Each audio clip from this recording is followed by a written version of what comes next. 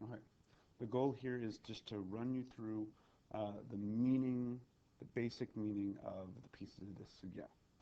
So here, I'm going to skip through the review stuff. You can look at it on your own.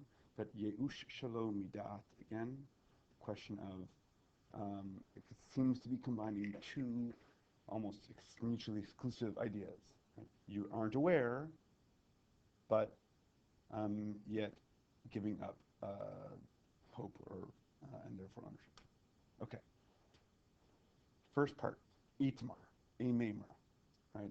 It says itmar and not amar because it can't start with a name since there's two people involved.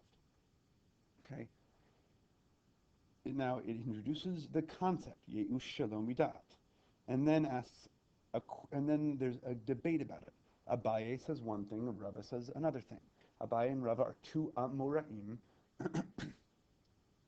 They very commonly appear together in disagreeing with each other. Um, uh, and notice that their two statements are essentially opposites. And that's how the Gemara presents debates, right? You know, it is such, it's not. Here, Yeush Lomidat, Abaye says, it isn't Yeush. Rava says, it is, right? Essentially, is there such a thing about as quote unquote doing Yeush, giving up hope when you don't realize something's gone, right? The implication is that Yeush is a necessary condition for you, the finder, taking the object. And if that's true, then it's important to you as the finder whether or not the owner, the person who lost it, did that. Okay, that's section one. Two, now is our okimta. Bidavar sheyesh bo siman, right?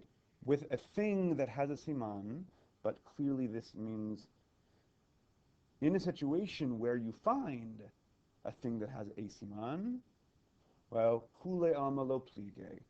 Everyone doesn't disagree. Why do they use that clunky phrase instead of they agree? Because the point is, I started with, these two guys disagree. This case is not what they're disagreeing about. Rather, they're disagreeing about that case.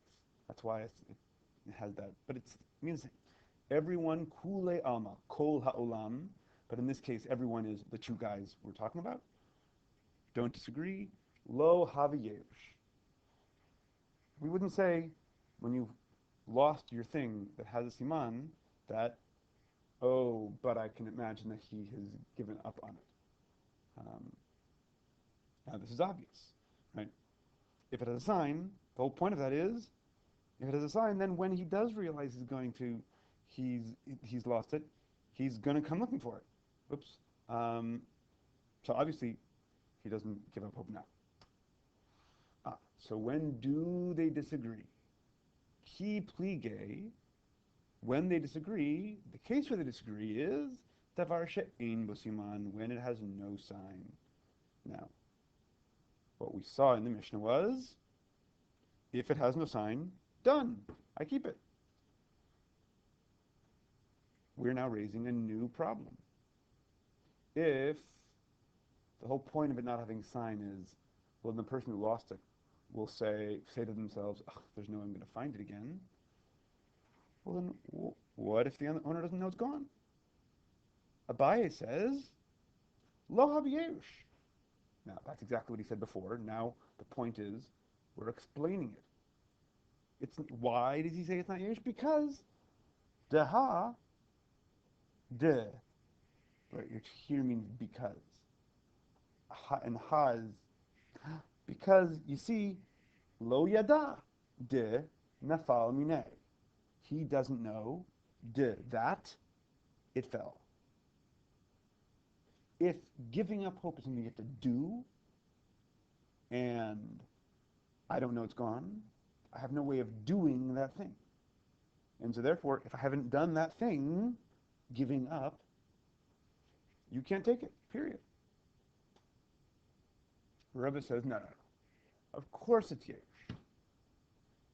Dilachi Yeda denafalmine, because when, that key again here being when he does or will in the future realize that it fell, he definitely will do Yeush. I'm sure that when he notices he will, and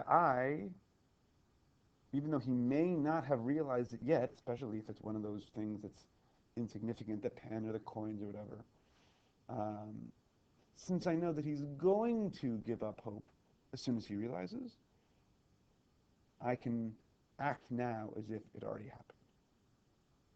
So, started um, with a machloket about Yeush Shalomidat. We eliminated one category, things that have a siman, doesn't apply there.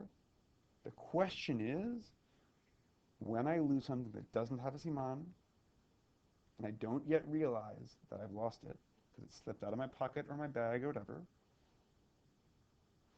can is have I not done the Yeush? I haven't given up, uh, and therefore the finder can't take it, or since I'm going to give up, it's as if I already did, and therefore the finder can. The idea here is reasonable. Abaye's idea. You can only keep it if I, the previous owner, released it. It's clear. I release it, now it's free to take. Until I release it, it's not. But the practical problem is you, the finder, can't ask me. And so, in Abaye's vision, you're not going to know what to do.